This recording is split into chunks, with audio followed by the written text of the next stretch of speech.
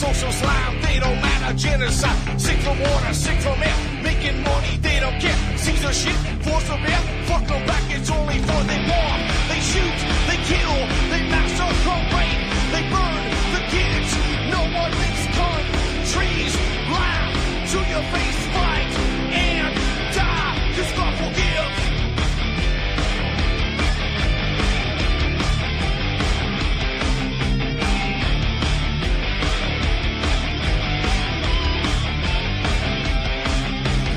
Selling lies and buying time, killing people next in line. Lower class and social slide, they don't matter. Genocide, sick from water, sick from air. Making money, they don't care. See their shit, force of bear. Fuck them back, that's only fair. They bomb, they shoot, they kill, they massacre, rape.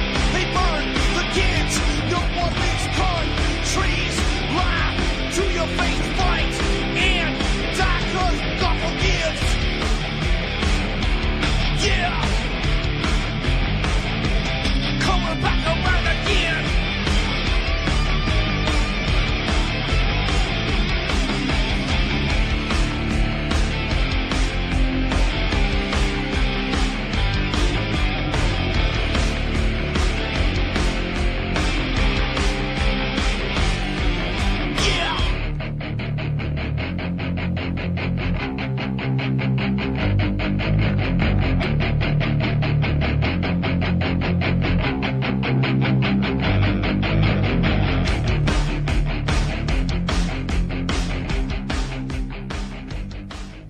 Welcome to the show. I'm your host, Ron Stevens. This is Rock the Boat right here on UCY.TV, my favorite little online network.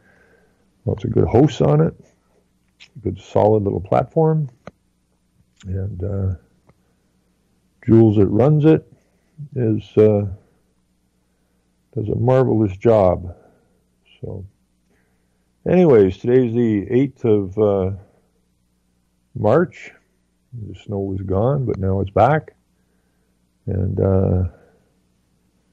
we had a robin in our yard about 4 or 5 days ago, big fat robin, and I don't know what happened to him. He's probably going, boy, did I mess up. I don't know what he's up to. Anyways, this is interesting because I'm going to get to make a phone call tomorrow morning to the Ridgeway Herald. I'm going to call them tomorrow and have a little fun with them. Apparently this Mike Cloutier, or Cloutier, I guess, I posted a Facebook article to Crystal Beach. This is near Fort Erie somewhere. And Mike Cloutier, who is a team member of the Ridgeway Herald, apparently, said that I'm fucked in the head. That's what he said. He left a note. And I can't respond to him because I'm back in Facebook jail again. So I just tracked the guy down and saw where I posted it, which was Crystal Beach. Crystal Beach, yeah. It's the village of Crystal Beach, Ontario, political views. But apparently the guy from the Ridgeway News took offense to what I posted and said that I am fucked in the head. Well, we're going to have a little chat with his newspaper in the morning. So what I posted was a piece from the United Nations Foundation.org, and it was about their organizational partners. And I don't know what he found to be so difficult to understand other than, and it really just kind of disheartening because this is an independent newspaper. And you would kind of hope that an independent newspaper would do what an independent newspaper is supposed to do, and that's shine the light, hold feet to the fire, all that kind of stuff. But apparently not. So what I write, I want each of you to go through the list of partners of the United Nations Foundation and understand the evil you are looking at. In the list is the Club of Madrid, founded by ex-PM Prime Minister Kim Campbell, conservative. Go to the Club of Madrid and take a look at the other members. Well, everyone that's a member of the Madrid Club is either an ex-president or an ex-prime minister, all pushing the UN agendas. And there's a horde of them, including John Krejci and Bill Clinton and Gro Brundtland of Our Common Future, and so on and so forth. There's just a horde of them. Anyways, the Global Fund, which is one of these partners of the United Nations Foundation, the Global Fund, was given $780 million of our or your tax money by Tinkerbell Trudeau, the Liberal Prime Minister of the so-called country at the moment. But the Global Fund funds the Clinton Foundation. And Bill Clinton is a member of the Club of Madrid. So, if you do any research at all, you find that these people show up everywhere together in different clubs, different organizations. I mean, it's a very small group of people, really. But what you find is that it's usually these foundations and these different clubs attached to the UN are all top ex-politicians. So people think when politicians get voted out, they just disappear. No. They got put in there in the first place for a reason, to move an agenda, and then once they get voted out, then they continue to work for the evil group of people that put them in power in the first damn place. But anyway, so I said to the uninformed, most of the partners appeared that they're doing good. The reality is they are conspiring to destroy nation states, drive people off the land into high-density cities, ending in a mass depopulation agenda, which is all true. And then I wrote down here, we have a duty to drive the UN partners and anyone who supports their evil global agendas from our nations. Every level of government is involved. World War III is upon us, which it is. This is all true. It is a spiritual, psychological war, which is true. A war we must win, which is true. We must take control of our nation, which is true. If we don't, our offspring have no future, and it will be our fault, which is true. So Mikey from the Ridgeway News, after reading this, I doubt he even went to the site, comes to the conclusion that I'm fucked in the head. So I'll be giving the Ridgeway News a call in the morning, see if I can catch up with Mikey. And I don't know, maybe I'll sue him for libel. That really ticks me off. But if you want to read this, you can just go to, it's posted on the Village of Crystal Beach, Ontario Political Views. That's their Facebook. Or you can just go to Rock the Boat Facebook, Rock the Boat Radio Facebook, and scroll down a little bit and you'll find it. And I can't do much about Mikey till I call him tomorrow, because I can't comment because I'm in Facebook jail again. And the funny thing about Facebook is when I did get out of jail this time, last time I was out for 2 minutes, and they put me back in. So this time when I got out, I just left it for a couple of days and didn't post nothing.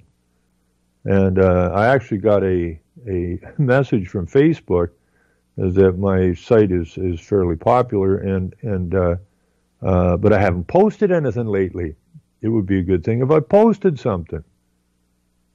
So about a day or so after I got that notice, I posted something.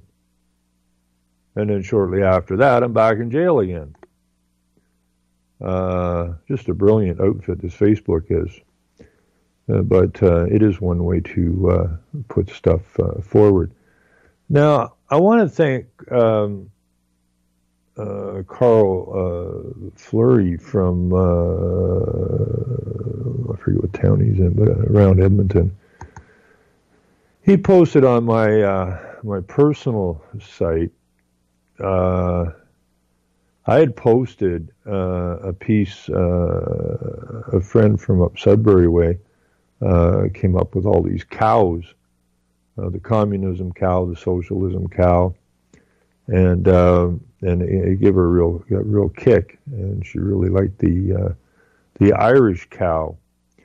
So I looked at the cows and I thought, well, I can tie this into the problem that Michael Schmidt's having right now. They're trying to raise money. They have a GoFund up. You can go to support Michael Schmidt. They have a GoFund hooked up. They're trying to raise $100,000. They want to take another run at this constitutionally, which I'm not really that up on. But I'm going to go through these cows. There's two cows, and it's explaining the different psychopathic ways that you are enslaved through different modes of government. So socialism, they start with socialism. It says you have one cow, or you have two cows, you give one to your neighbor. And then it goes to fascism. You have two cows. The state takes both and sells you some milk. The bureaucratism, you have two cows. The state takes both, shoots one, milks the other, and then throws the milk away. Traditional capitalism, you have two cows. You sell one and buy a bull. Your herd multiplies. The economy grows. You sell them and retire on the income. Venture capitalism, which is really a nasty game that gets played on the people through government and that with their independent partners. And this reads out pretty good. Venture capitalism, you have two cows. You sell three of them. Now remember, you got two to start with, but this is venture capitalism. So you sell three of them to your publicly listed company using letters of credit opened by your brother-in-law at the bank.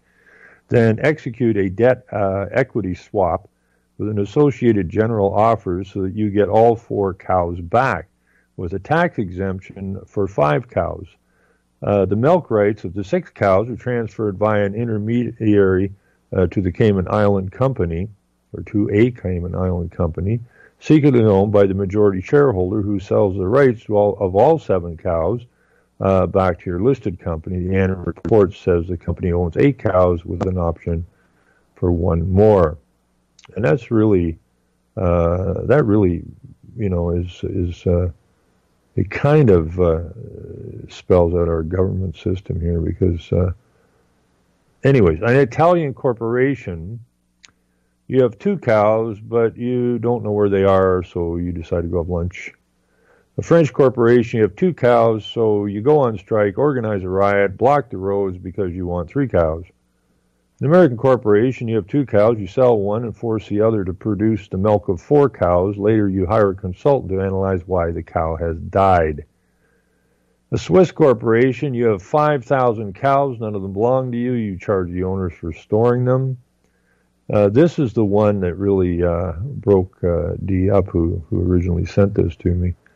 An Irish corporation, you have 2 cows. One of them is a horse. An Australian corporation, you have 2 cows, business seems pretty good, you close the office and go for a few beers to celebrate. Chinese corporation, you have 2 cows, you have 300 people milking them, you claim that you have full employment and high bovine productivity. You arrest the newsman who reported the real situation. An Indian corporation, you have 2 cows, you worship both of them. An Iraqi corporation, everyone thinks you have lots of cows. You tell them you have none. Nobody believes you, so they bomb the crap out of you and invade your country. You still have no cows, but now at least you have a democracy. I like that one because that nails it on the head. Spreading democracy. A British corporation, you have 2 cows. Both of them are mad. A Greek corporation, you have 2 cows borrowed from French and German banks. You eat both of them. The bank calls to collect their milk, but you cannot deliver, so you call the IMF. The IMF loans you 2 cows, but you eat both of those. The banks and the IMF call to collect their cows and milk, but you wander off to get a haircut. And that's basically the different modes of slavery, really, that you can find yourself under. So I just wrote a little bit, and I put it up on Michael Schmidt's Support Michael Schmidt Facebook. So what I wrote there, I put these pictures in with it, and I just added a little bit to it to try to get people to understand just a little bit about what's going on. And what I wrote was that in Ontario, you own a herd of grass-fed, healthy cows. People want the milk, but if you deliver the milk to the people who want it, you end up in jail. Now, Michael's been fighting that for 25 years, and yes, he ended up in jail. They have beat them into ground for 25 years. Anyways, I went on to say that the state did not create the cows, the grass, the milk, or the men and women who wish to consume the milk. The state did, however, create the legal system, which is 180 degrees opposite of law. Time we all get back to law, enjoy our God-given rights, which come before and stand above any man-made legal privilege. Law is moral, legal is amoral, which is truth and fact. Now, I put that up on Michael's site, and they seem to be getting a fair bit of hits on it, which is nice. Because the amount of money, the amount of time, the amount of effort, and I've been to Michael's lots and lots of times, and I mean, the walls are stacked floor to ceiling in 2 offices with just boxes and boxes. I mean, you take a room that's 14 by 16 or whatever, 14 by 18, and you ring the walls with legal cardboard document boxes and stack them to the ceiling. Total waste of time, hundreds of thousands of dollars wasted, and still going nowhere quick. You know, now they put an injunction against them, and if they or anybody else tries to move any raw milk, they could end up in jail too sweet. The funny part is, though, that you can go across the border from Ontario into the United States, into New York, buy raw milk, and then transport it back across the border. But you can't do it here in Ontario because the Ontario government, like all governments, does not want any competition. And they're fearful that if they don't keep stomping on real food, real healthy food, nobody in 25 years has ever been ill in the slightest from drinking Michael's milk. A lot of people have gotten extraordinarily healthy from drinking his milk. But obviously the government is not concerned about your health. They're concerned about control and monopoly on whatever they can get a monopoly on. Anyway, so that's that. Now, I have an interesting article. I think that's probably what got me in jail again. I'm just going to take a quick look here at the Ridgeway Herald here for a second. It says that it's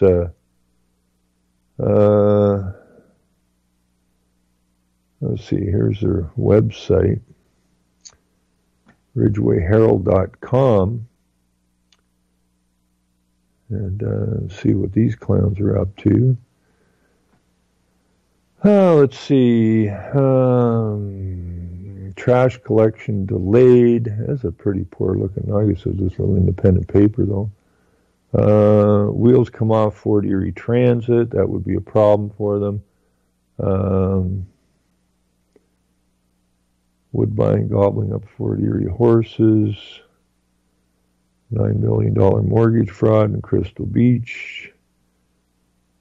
Transit agreement extended without council's knowledge. Town bus crash into streetlight pole. Oh, well, nothing too exciting there. But I will be calling them tomorrow and see who this Mikey guy is, because I'm not too impressed that someone who apparently works in media, instead of dealing with the reality of what we're facing, throws a remark out like that. Now, back to what I think got me thrown in jail again, was a piece.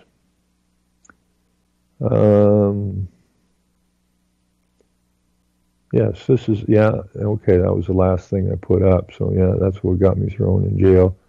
And then I see that they remove it from websites that or Facebooks that I posted it to. I mean, it's really pathetic. Truth is, doesn't go well over at Facebook. Anyways,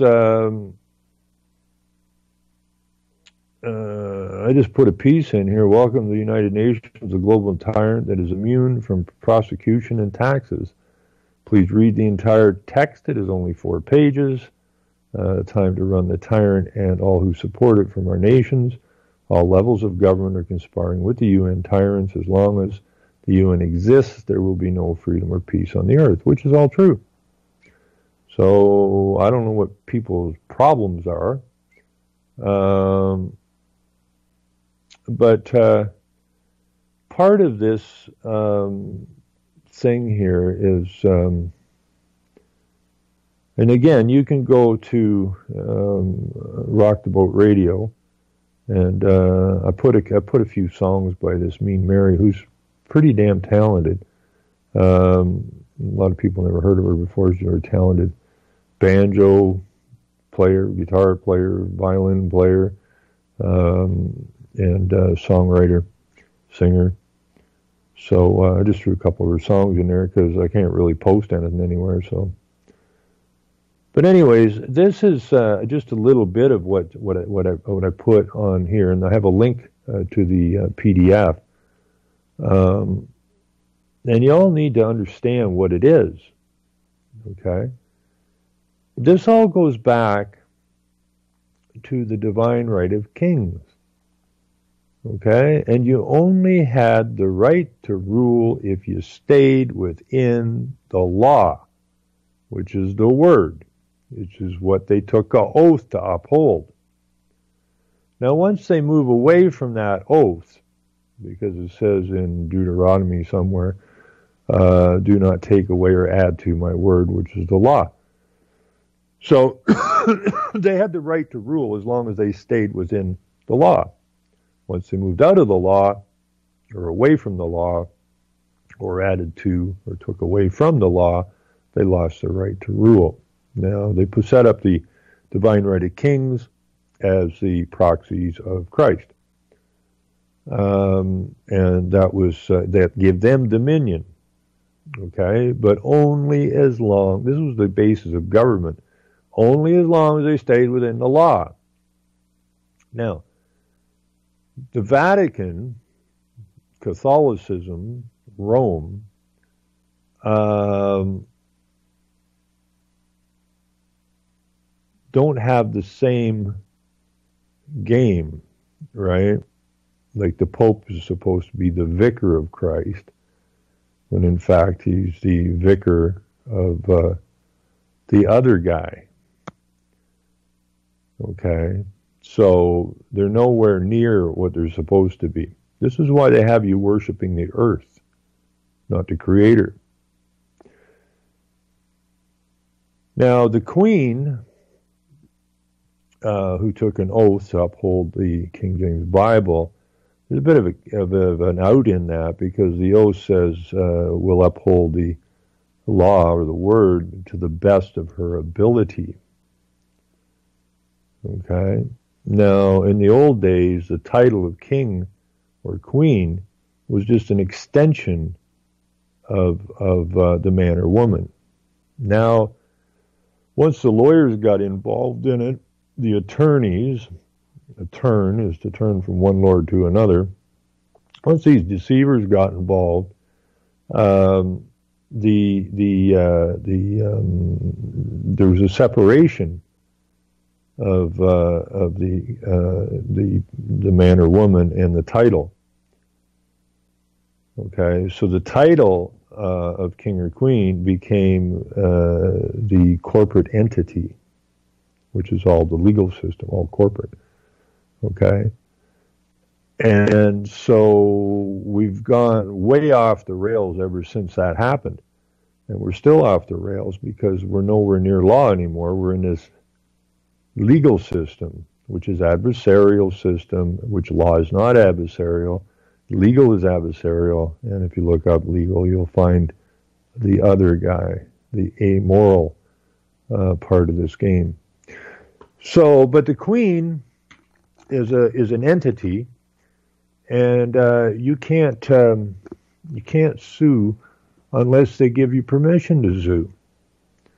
They're completely immune. Now, when you read through this, you get the same thing out of the United Nations. The Convention on the Privileges and Immunities of the United Nations Convention on the Privileges and Immunities of Specialized Agencies.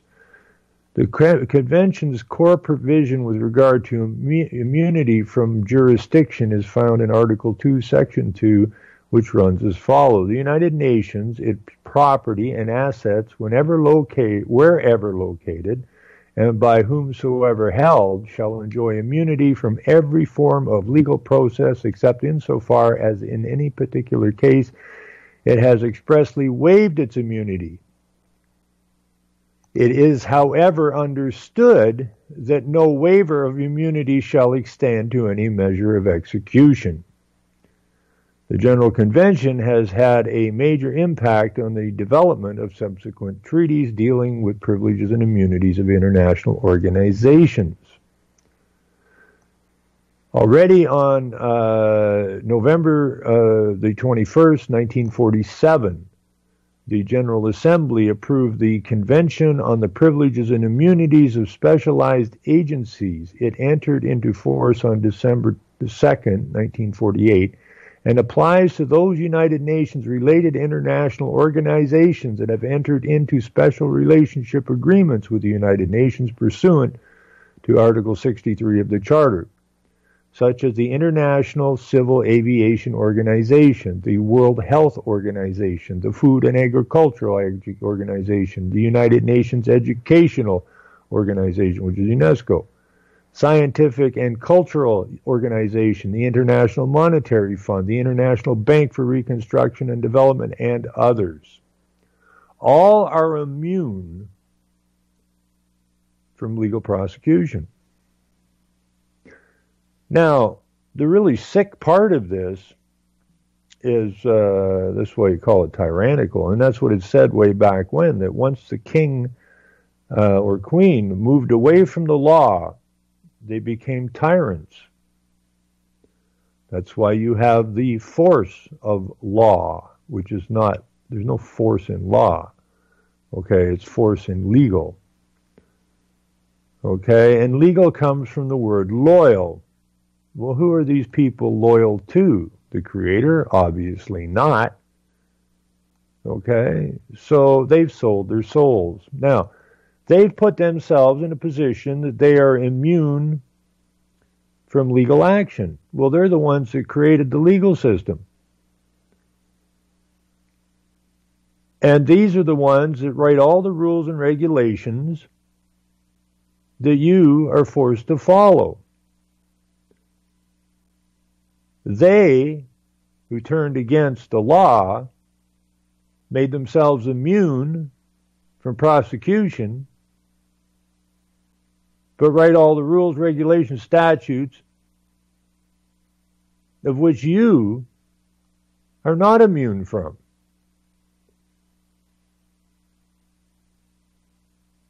They write the legal jargon that makes you pay taxes. They write the legal jargon that makes you buy licenses, privileges from them, which is no different. None of this is any different than if you go back to Catholicism, the Vatican, and Rome. All roads lead to Rome. So nothing has changed. Now, what exactly is the United Nations? Well, it's a bunch of banditos, a bunch of tyrants that put themselves in a position of immunity and don't pay taxes and put everybody else in a noose. But who has, the Vatican is not recognized as a nation state. So it can't be a member of the United Nations. But the Vatican has unrestricted observer status.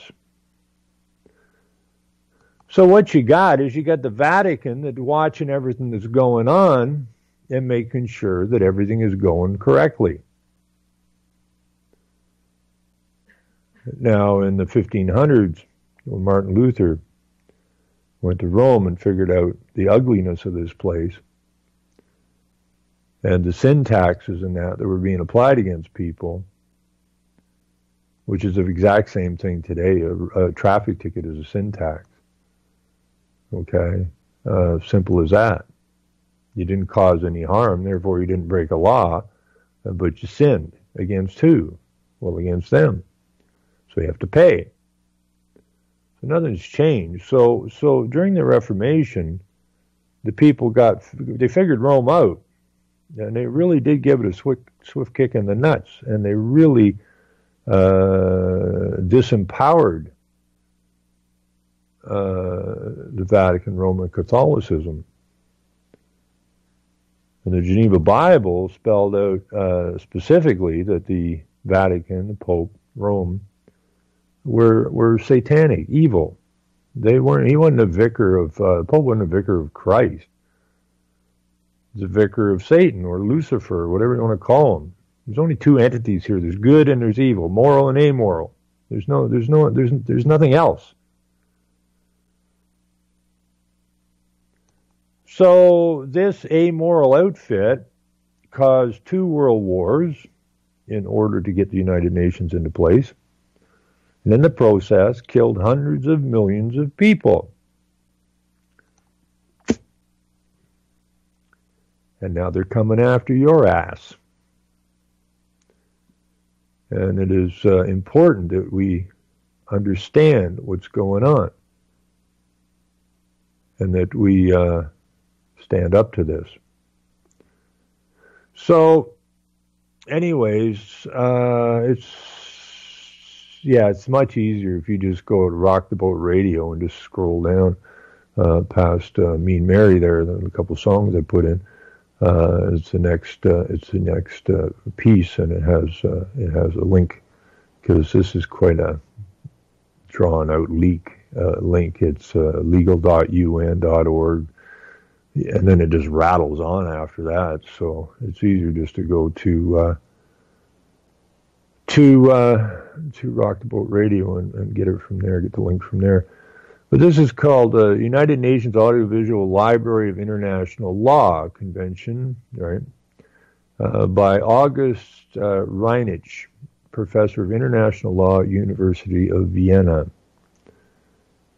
When the United Nations was established, it was considered necessary that it should enjoy the status of a legal person under domestic law of its member states. Such a domestic legal personality is a prerequisite for international organizations to effectively manage numerous practical needs, such as procurement contracts, the acquisition of property, and the capacity to pursue its private law rights before national courts. The Charter of the United Nations only very generally responded to these needs by providing in its Article 104 that the organization shall enjoy in the territory of each of its member states such legal capacity as may be necessary for the exercise of its functions and the fulfillment of its purposes. What is its purpose? The destruction of nation states. A similar functional concept was adopted with regard to the question of the privileges and immunities of the United Nations should enjoy. Article 105, paragraph 1 provides that the organization shall enjoy in the territory of each of its members such privileges and immunities as necessary for the fulfillment of its purposes, which is global slavery.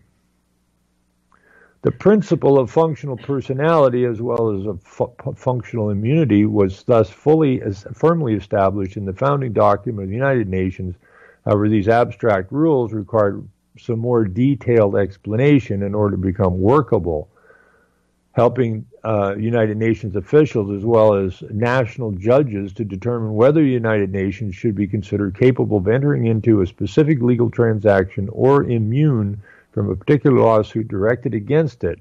In a similar way, it was unclear to what extent United Nations officials as well as member state representatives to the United Nations should enjoy privileges and immunities. Article 105, paragraph 2, the drafters of the Charter of the United Nations again opted for a functional concept when it was stated therein, representatives of the members of the United Nations and officials of the organization shall similarly enjoy such privileges and immunities as are necessary for the independent exercise of their functions in connection with organizations.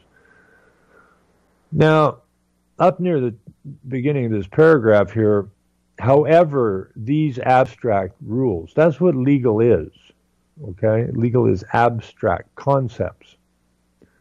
And these lawyers, these deceivers, these users of jargon language, which is the language of the thieves used to deceive and gain advantage over others, is all based on abstract concepts, something made up in the mind, not reality, just something they made up. So then they had to work it through here, this abstract concept, so that it would fit into the legal realm. At the time of the adoption of the Charter of the United Nations, there were not many legal instruments that could have served as examples for what was intended to be achieved. The Covenant of the League of Nations on June 28, 1919, merely provided for diplomatic privileges and immunities of its employees and the inviolability of its property. Only a subsequent agreement with the League's host state, the so-called modus vivendi, stipulated that the League possessed international personality and capacity and that it could not, in principle, according to the rules of international law, be sued before the Swiss courts without its consent. Now, we all ought to have the same rules. You know, cop pulls you over and says, well, you were speeding. Well, I don't consent to the ticket. And it's all about consent. You know, and you have people on the road that say, I don't consent to this. And the cops don't seem to care about it. They just run over you anyways. You know, because they're just the foot soldiers for this criminal organization, this global criminal organization, of which every single nation is attached to, which means that every politician from your local level to the federal level is guilty of conspiring against you. But if they're doing UN work, they're immune from prosecution. So they can lie to you all they want. The media can lie to you all they want because the media is doing the same work. The preachers are doing the same work. The school teachers are doing the same work. And you're just supposed to roll over and forget about it. Let's see here. Entered into by the, it's not even in English. Entered into by League of Nations and the Swiss government, 18th of September 1926. The OJLN 1926 Annex 911A 114 or 1422. Thus, the privileges and immunities of international organizations was largely uncharted territory. It was against this background that the Convention on the Privileges and Immunities of the United Nations, frequently referred to as the General Convention, was negotiated and adopted in the immediate aftermath of the establishment of the United Nations, as provided for in Article 105, Paragraph 3, the Charter of the United Nations. It was adopted by the General Assembly at its first session on February the 13th, 1946, Resolution 22A1, on the basis of a draft of the United Nations Preparatory Commission. It entered into force September 17th, 1946, and was registered with the Secretary General on 14th of December 46. It was one of the first treaties to be published in the United Nations Treaty series. Anybody remember being taught any of this stuff in school? I didn't think so. The General Convention specifies the notion of functional personality and immunity of the United Nations and contains detailed provisions on the privileges and immunities enjoyed by the United Nations officials and member state representatives. Because of the high level of precision of the Convention's articles, they are considered directly applicable or self-executing in many national legal systems. That means that the national courts may directly rely on them without the need of national implementing legislation. So, this is way back, 1946.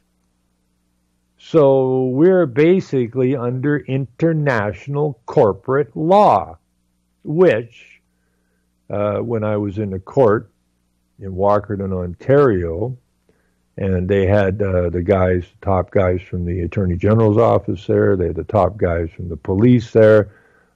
These weren't just foot soldiers, these were high-end guys.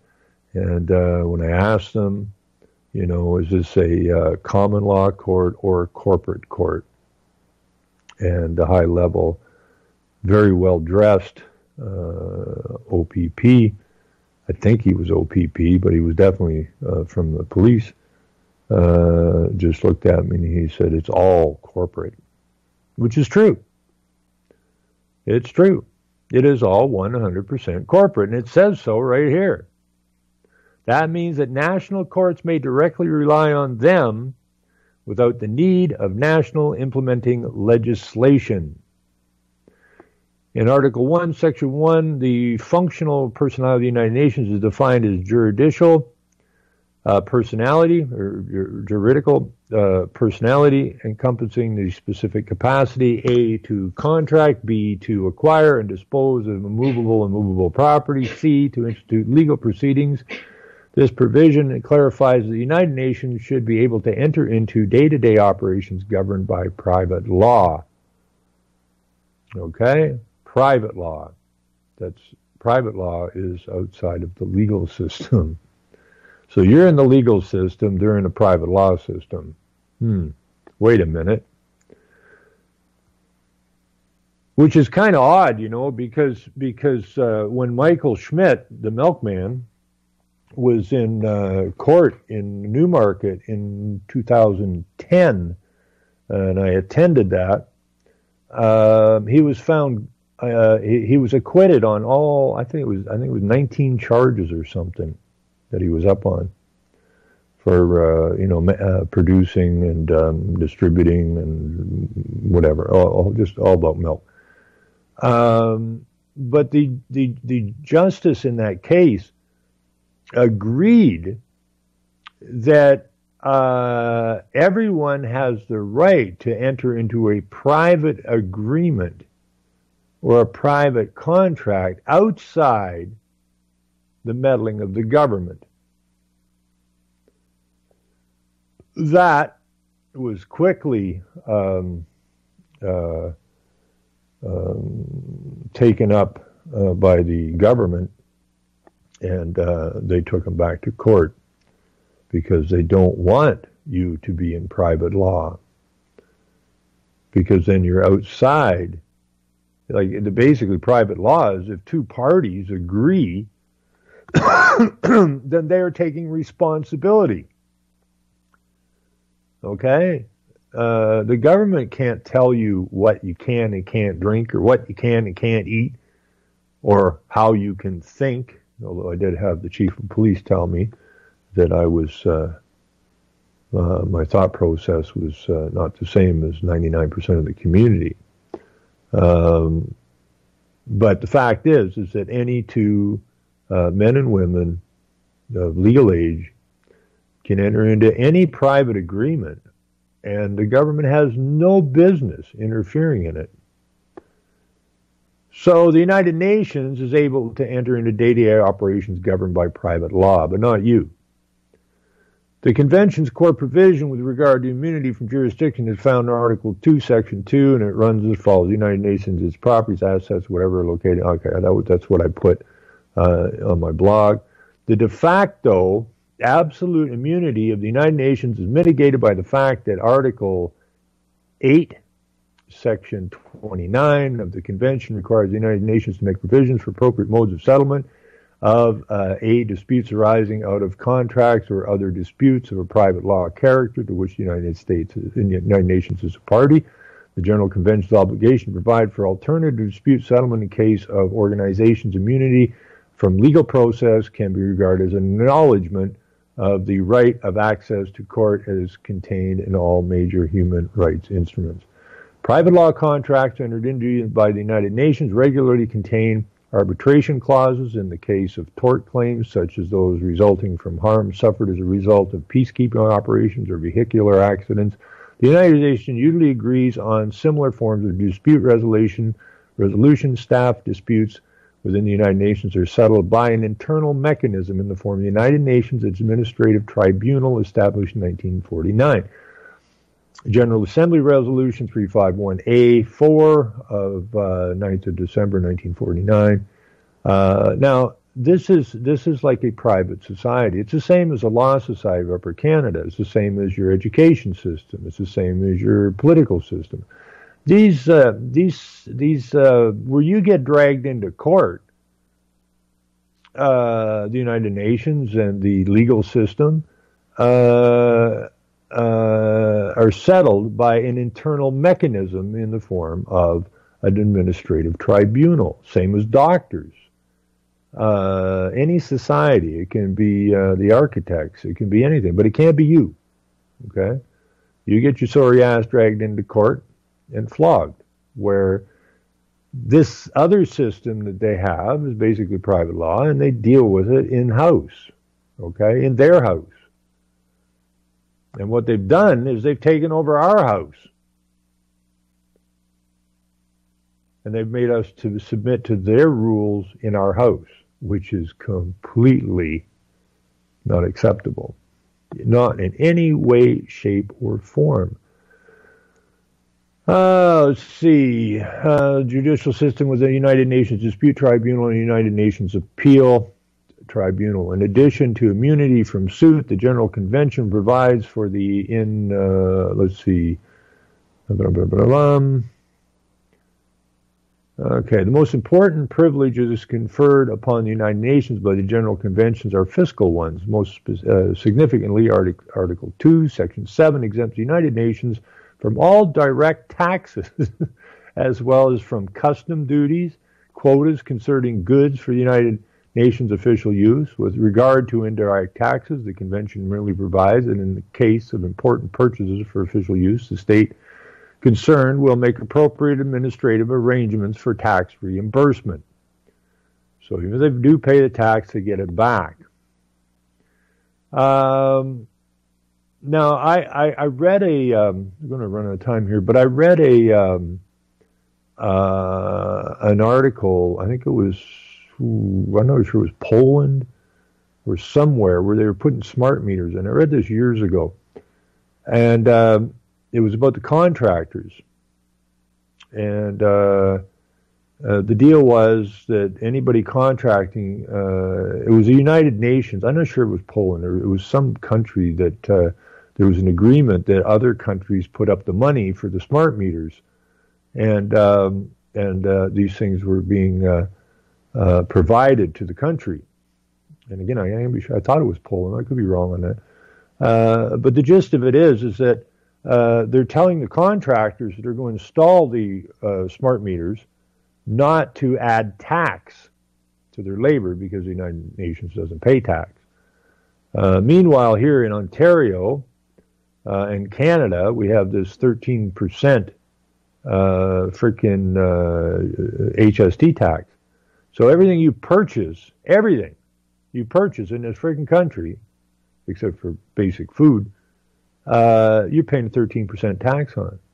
And then that money's funneled over to the United Nations, a lot of it, or other United Nations entities and or directives and or missions. And so, you know, you're just being hammered.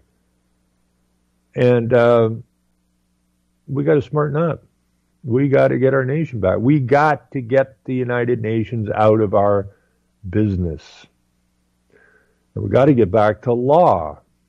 Anyways, the General Convention further contains privileges and immunities for 3 categories of persons crucial for the work of the organization. 1, representatives in member states. 2, United Nations officials. And 3, experts on missions for the United Nations, while member state representatives enjoy modified diplomatic privileges and immunities. United Nations officials, i.e. permanently employed staff members, enjoy functional immunity, which is defined in Article 5, Section 18A, as immunity from legal process in respect of words spoken or written and all acts performed by them in their official capacity. Like I just dropped a bomb on your family.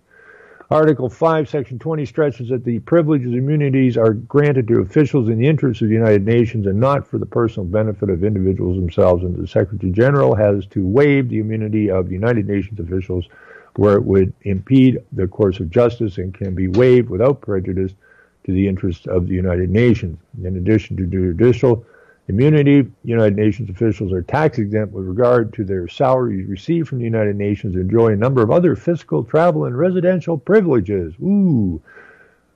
Only the Secretary General, Under Secretaries General, and Assistant Secretary Generals enjoy full diplomatic privileges and immunities like they are the kings. As opposed to United Nations officials, experts on missions for the United Nations, like members of the International Law Commission, special rapporteurs, or members of the United Nations peacekeeping operations, serve under temporary and specific mandate. They also enjoy certain functionally limited privileges and immunities pursuant to Article 4 of the General Convention. And now you have a lot of these peacekeepers are out there raping people, just like the Vatican is raping the little boys. It's the same group. Remember, the Vatican has unrestricted observer status with the United Nations because that's where the United Nations came from. The evil upon this world. The General Convention has had a major impact on the development of subsequent treaties dealing with privileges and immunities of international organizations. Already on 21st November 1947, the General Assembly approved the Convention on the Privileges and Immunities of Specialized Agencies that entered into force on the 2nd of December 48 and applies to those United Nations-related international organizations that have entered into special relationship agreements with the United Nations pursuant to Article 63, which of the Charter, such as the World Health Organization, who controls your health, the Food and Agricultural, which that controls your food, education, UNESCO, which controls the education and the sex ed and the all the gay crap that's going on, and the cultural organizations, the International Monetary Fund, and who controls your money, and so on and so forth. So your country is not in any way controlled by the people in the country. And your politicians, okay, are all members because each state, our nations, are member states of the United Nations. Okay? And we do as the treaties tell us to do. So, the last thing here, we're going to make this actually. Examples of similar privileges and immunities treaties are the General Agreement on Privileges and Immunities of the Council of Europe, 1949, and the Agreement on Privileges and Immunities of the Organization of American States, 1949. Numerous headquarters or seat agreements have also been influenced by the General Convention.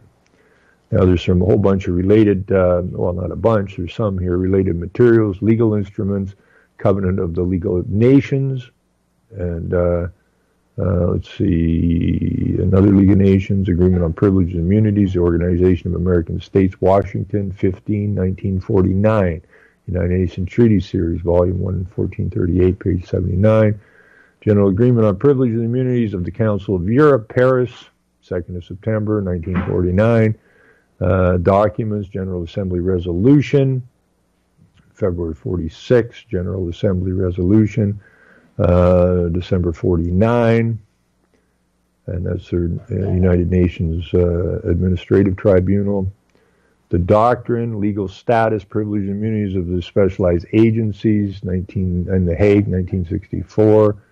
Let's see, Boston, Intergovernmental Organizations, a Functional Necessity, Analysis of their Legal Status and Immunities.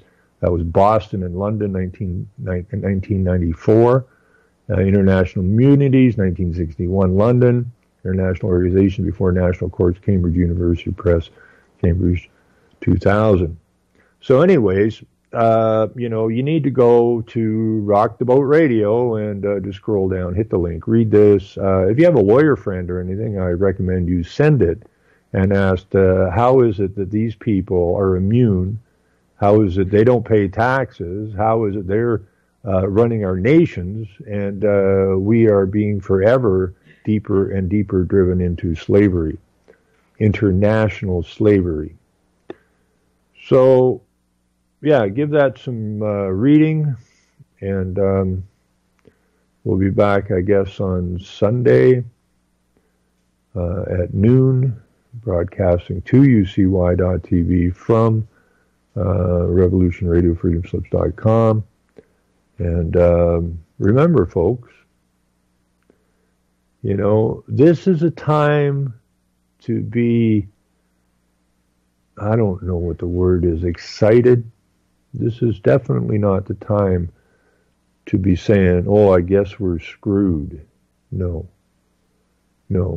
because the information is everywhere now. We're not screwed. Get the knowledge, keep talking, teaching, shining the light, and then we're going to stand. And we're going back to law. I mean, if the United Nations can use private law, then why in the hell can we not? Why are we still paying sin taxes? Okay, because we're still under the thumb of the Vatican and Rome, which is adversarial, which is basically satanic governance of where and they've got all these people worshiping the earth now instead of the Creator. It's ass backwards, folks, so it's time to rock the boat till we flip it right side up, kick Rome once more in the teeth, kick the United Nations in the teeth, and move them off our land. Move them off the planet. Send them to Mars.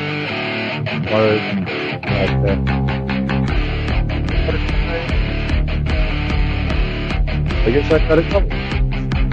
Selling lies and buying time, killing people next in line. Lower classes, social slime, they don't matter. Genocide, sick from water, sick from air. Making money, they don't care. Caesar shit, force of air. Fuck them back, it's only for they warm. They